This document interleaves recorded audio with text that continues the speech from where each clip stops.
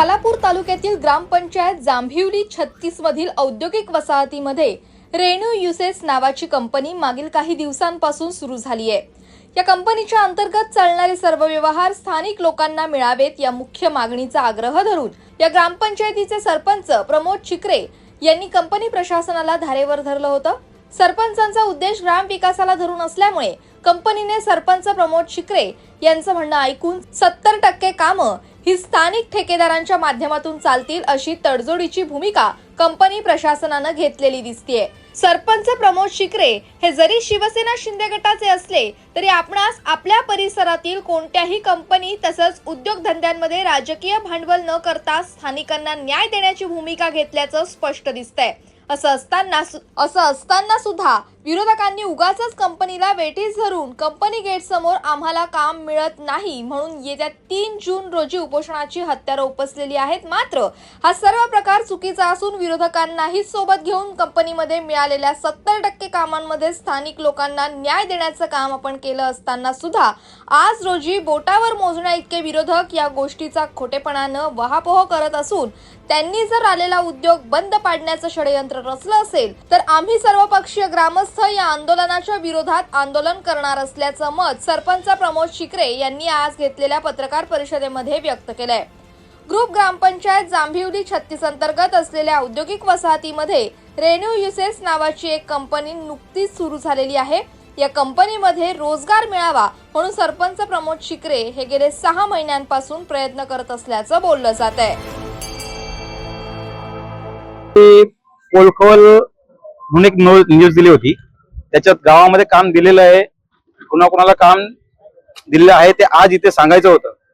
आज तुम्ही पत्रकार बंधू सगळे इथे आलेत, तुमच्या समोर मी शहानिशा केलेली आहे। ज्या ज्या लोकांना आज काम दिलंय आज इथे ती 60-70 लोक इथे येऊन त्यांनी तुमच्या समोर सांगितलेलं आहे की आम्हाला सर्वांना काम भेटलेलं आहे। गावाला जर कंपनीने एवढ्या चांगल्या प्रकारे जर काम दिलंय तर मग सगळ्यांची कंपनी भागू शकते का? हा पडलेला मला मोठा प्रश्न आहे की आज हे उपोषण करतायत, यांना काम दिलं तर उद्या दुसरं अजून कोण उपोषण करेल? त्याच्यापेक्षा सरकारने पोलीस स्टेशन कंपनी यांच्याशी पुन्हा एकदा चर्चा करून या उपोषणाला मंजुरी दिली नाही पाहिजे, कारण हे बिनबुडाचं उपोषण आहे, याला कुठलंही तथ्य नाहीये। जबरदस्ती करून कामं मिळवायची असती तर असं हा पुढे इथे काय म्हणतात त्याला पायंडा पडून जाईल, खालापूर तालुक्यामध्ये सुरुवात होऊन जाईल। जांभिवली ग्रामपंचायत एक अशी सक्षम ग्रामपंचायत आता झालेली आहे की इथले 20-20, 22-22 वर्षाचे तरुण पोरं ही उद्योजक झालेली आहे। हा खालापूर तालुक्याला दिलेला चांगला संदेशच आहे ना। प्रत्येकाने आपल्या ग्रामपंचायतीमध्ये हे करावं ना।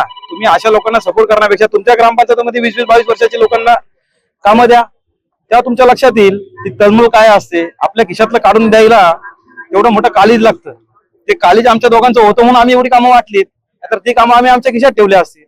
हे करून जर आता कोणी भुकेला बोलत असेल का मला काम पाहिजे तर ते होणार नाही। आम्ही आज इथून खालापूरला पोलीस स्टेशनला चाललेलो आहोत, तिथून आम्ही SP ऑफिसला अलिबागला जाणार आहोत। आज आम्ही पोलीस स्टेशनला निवेदन देत आहोत की कागदोपत्री निवेदन तर आहेत, त्याच्यात प्रूफ देखील दिलेले आहेत की लोकांना काम दिलंय, ज्यांनी उपोषणाचं हे केलंय त्यांना देखील कामं दिलेली आहेत। एवढं असताना जर हे उपोषण होत असेल तर कंपनीने न्याय मागायचा कुठे? ग्रामस्थ एवढे सोबत आहेत, प्रशासनाला सगळं माहिती आहे, त्याच्यापेक्षा उपोषण होणच नाही ना। त्यांनी जर उपोषण केलं तर आम्ही कंपनीच्या समर्थनात आंदोलन करू, आम्ही कंपनीसाठी इथे उभे राहू। इक्बाल शेठ यांच्याबरोबर काम करायची, आम्ही जेव्हा गावामध्ये वाद वाढायला लागले तेव्हा आम्ही दोघांनी ठरवलं की आपण 50-50% कामं वाटून घेऊ। नेतृत्व म्हणून इक्बाल शेठ पुढे आले, माझ्याकडून मी पुढे आलो। कामं यांच्या समोर वाटलेली आहेत, त्यांच्यातलीच आता काही लोक म्हणजे आज पद्माकर कदम हे त्यांच्या बाजूने होते, आज इथे बरीच आजुलीतले लोक आहेत। अशी आम्ही 2 टप्प्यात कामं वाटली, कामं वाटून झाले। आता कामं वाटून झाले 8 महिने कंपनी सुरळीत चालू झाली, त्याच्यानंतर आता तुम्ही उपोषण करताय। जे उपोषण करतात त्याच्यातल्या पण 2-4 लोकांच्या नावावर पण काम आहे ना, प्लस त्यांच्यावर जी ही लोक होती त्या 7-8 लोकांच्या नावावर काम आहे। आज संख्या बघा ना किती झाली। आज माझ्याकडे 12-15 वेंडर, तर त्यांचे पण 12-15 वेंडर आहेत, पण ते आता ऍक्सेप्ट करायला मागत नाहीयेत का तर त्याच्यातून ते बाहेर निघाले। असं चालत नाही ना। एक उपोषणाचा कुठलाही फरक पडू नये म्हणून मी एवढ्या संख्येने उतरलोय, कारण ही खालापूर तालुक्यामध्ये ही एकमेव कंपनी अशी आहे की इथं फक्त स्थानिक काम करतात आणि स्थानिक ठेकेदार काम करतात। कुठली कंपनी करते हो? हे करत असताना त्या कंपनीला आपण जर सहकार्य नाही केलं तर ही कंपनी मी काल तुम्हाला सांगितलं की ह्या कंपनीचे 4 कारखाने आहेत, इथला जर बिझनेस त्यांनी तिकडे ट्रान्सफर केला, काम करणार कुठून आपण? फक्त आमच्या धंद्याचा विषय नाहीये ना, इथे येणारे जे 1000-1200 कामगार आहेत, खोपोली सारख्या सिटीतून 3 बस येतात. 3 बस म्हणजे एका शिफ्टला जवळजवळ 50 ते 100 माणसं एका शिफ्टला येतात. तुम्ही विचार करा ना, याचा इफेक्ट खोपोली सारख्या सिटीवर किती पडेल. चांगले पेन मधून बसेस येतात, पनवेल मधून एखादी बस येते, कर्जत मधून 2 बस येतात, पालीवरून बस येते. अजून काय सांगायला पाहिजे हो. सगळं चित्र क्लिअर असताना कंपनीने जर माझ्या सारख्याने सपोर्ट नाही केला तर कंपनी खरोखर कारखाने खालापूर्वी टिकतील का. माझ्या इथले 4 कारखाने इथल्या स्थानिकांना चांगल्या प्रकारे रोजगार देऊन इथे काम टिकवलेलं आहे. आज युद्धाची भूमिका असून कंपनी कामगारांना बसवत नाही, किती मोठी गोष्ट आहे. कॉन्ट्रॅक्ट लेबरला देखील बसवत नाही कंपनी. एवढी मोठी गोष्ट असताना अल्टरनेट डेनी त्यांना काम देतात, काम तर देतात, त्यांचं घर तर चालवत आहेत. ह्याची तर जरा जाणीव असू द्या ना. एकंदरीत गावांच्या बाजूनी आणि माझ्या ग्रामस्थांच्या बाजूने शेवटपर्यंत या त्यांच्या उपोषणाला लढा देणार, विरुद्ध लढा मी देणार. हे जर उपोषण करत असतील तर कारवाई होण्यापर्यंत मी करणार. असं एक पाहता की ही इंडोस्पेस मध्ये जवळजवळ 7 ते 8 लाख स्क्वेअर फूटचं यांनी वाढवून घेतलेले आहे. हा जर 7 ते 8 लाखाचा टॅक्स आमच्या ग्रामपंचायतीला जर आला नाही ना तर आम्ही विकास पण झिरो करू. विकासही होणार नाही गावामध्ये.